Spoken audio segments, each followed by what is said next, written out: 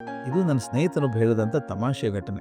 ವಿಷಯ ತಮಾಷೆದಾದರೂ ಅದರಲ್ಲಿರುವಂಥ ಸೃಜನಶೀಲತೆ ನನಗೆ ಭಾಳ ಮೆಚ್ಚುಗೆ ಆಯಿತು. ಆ ಘಟನೆ ನಿಮ್ಗೆ ಹೇಳಬೇಕು. ಒಂದು ಸಲ ಇಬ್ಬರು ಸ್ನೇಹಿತರು ಸಿನಿಮಾ ನೋಡೋಕೆ ಹೋದರು. ಒಬ್ಬ ಎತ್ತರದವನು, ಇನ್ನೊಬ್ಬ ಕುಳ್ಳಗನ ವ್ಯಕ್ತಿ.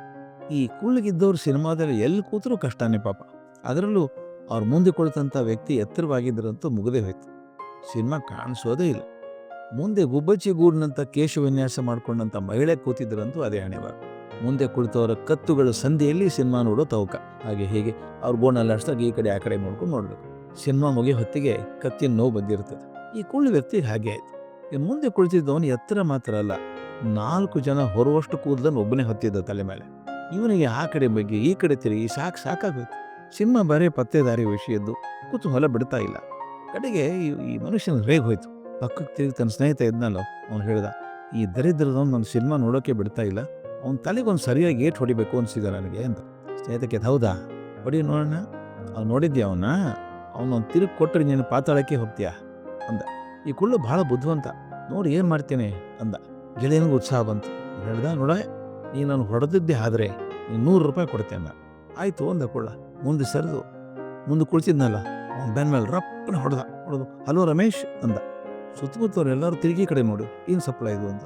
ಹೊಡೆಸ್ಕೊಂಡು ಮನುಷ್ಯ ಅರ್ಧ ಗಾಬರಿಯಿಂದ ಅರ್ಧ ಆಶ್ಚರ್ಯದಿಂದ ತಿರುಗಿ ಕುಳ್ಳ ನೋಡಿದ. ಏಯ್, ನಾ ರಮೇಶ್ ಅಲ್ರಿ ಅಂದ.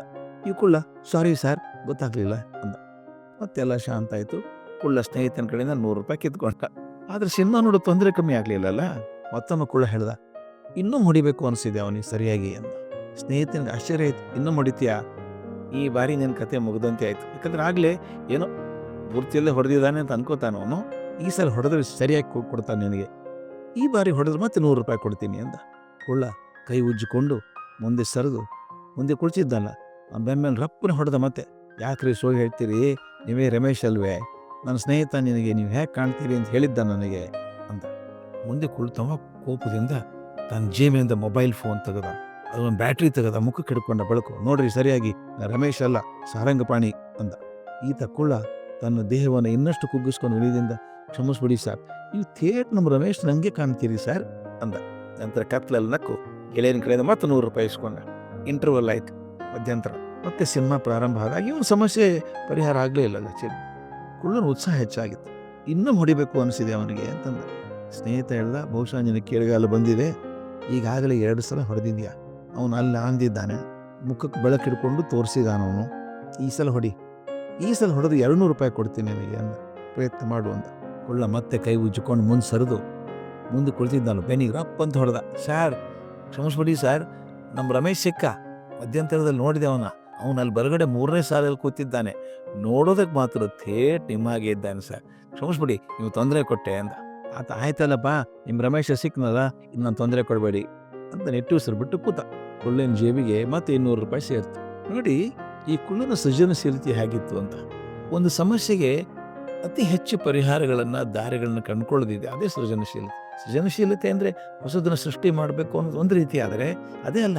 ಪ್ರತಿ ಸಲ ಏನಾದರೂ ಹೊಸದನ್ನು ಹುಟ್ಟಾಕಬೇಕು ಅಂತಲ್ಲ, ನೋಡೋ ದೃಷ್ಟಿಯಲ್ಲೇ ಬದಲಾವಣೆ ಇರುತ್ತೆ, ನೋಡೋ ರೀತಿಯಲ್ಲೇ ಬದಲಾವಣೆ ಇರುತ್ತೆ. ಕೆಲವರಿಗೆ ದಾರಿಗಳು ಕಾಣಿಸೋದೇ ಇಲ್ಲ, ಇದೊಂದೇ ದಾರಿ, ಆಗದಿದ್ರೆ ಆಗೋಲ್ಲ ಅಂತಾರೆ. ಆದರೆ ಸೃಜನಶೀಲ ವ್ಯಕ್ತಿ 10 ದಾರಿಗಳು ಕಾಣಿಸ್ತಾರೆ. ಇದಾಗದಿದ್ರೆ ಹೀಗೆ, ಇದಾಗದಿದ್ರೆ ಹೀಗೆ, ಇದಾಗದಿದ್ರೆ ಹೀಗೆ ಅಂತ ಮಾಡ್ಕೋತಾರೆ. ಸಾಮಾಜಿಕ ಸಮಸ್ಯೆಗಳಿಗೆ ಪರಿಹಾರಗಳನ್ನು ಹುಡುಕೋದ್ರೊಳಗೆ ಇದೇ ರೀತಿ ಸೃಜನಶೀಲತೆಯಿಂದ ಹೋದರೆ ದೊಡ್ಡ ಬದಲಾವಣೆ ಆಗುತ್ತೆ. ಒಂದು ಹಾದಿ ಇಲ್ಲ ಅಂದರೆ ಇನ್ನು 10 ಹಾದಿ ಇದಾವೆ ಅಂತ ತಿಳ್ಕೊಳ್ಳೋದು ಸೃಜನಶೀಲತೆಯ ಮೂಲ.